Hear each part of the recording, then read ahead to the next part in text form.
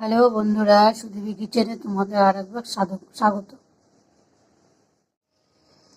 সুদীপী কিচেনে বানাবো আজকে ছোটো মাছ, ফুলকপি, আলু দিয়ে জিরা বাটা দিয়ে পাতলা ঝোল। সব মাছ মেশানো আছে, 2-3 রকমের মাছ আছে।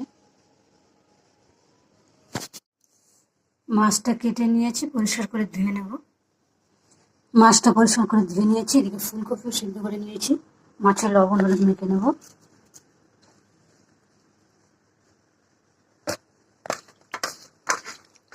মাছটা আমি ভেজে নিয়েছি, মাঝে ভেজার তেলে দিয়ে দেবো জিরা, শুকনো ফুলকপিটা আমি একটু সিদ্ধ করে রেখেছি। আলু ফুলকপি একসঙ্গে দিয়ে দেবো কটা কাঁচা লঙ্কা চেরা, এগুলো একটু ভাজা ভাজা হবে, তারপরে লবণ দিয়ে দেবো। এদিকে আমি মশলাটাও বেটে নেব, আদা, জিরে, শুকনো লঙ্কা।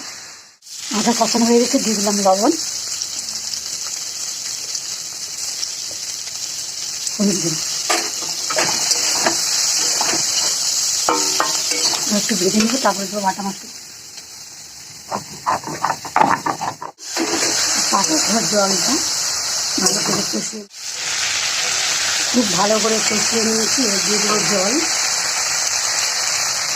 বন্ধুরা, ফুলকপির তরকারিটা কেমন হয়েছে?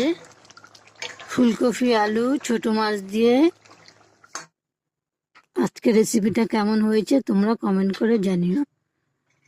তো ভিডিওটা এখানে শেষ করছি। তোমরা ভালো থেকো, সুস্থ থেকো।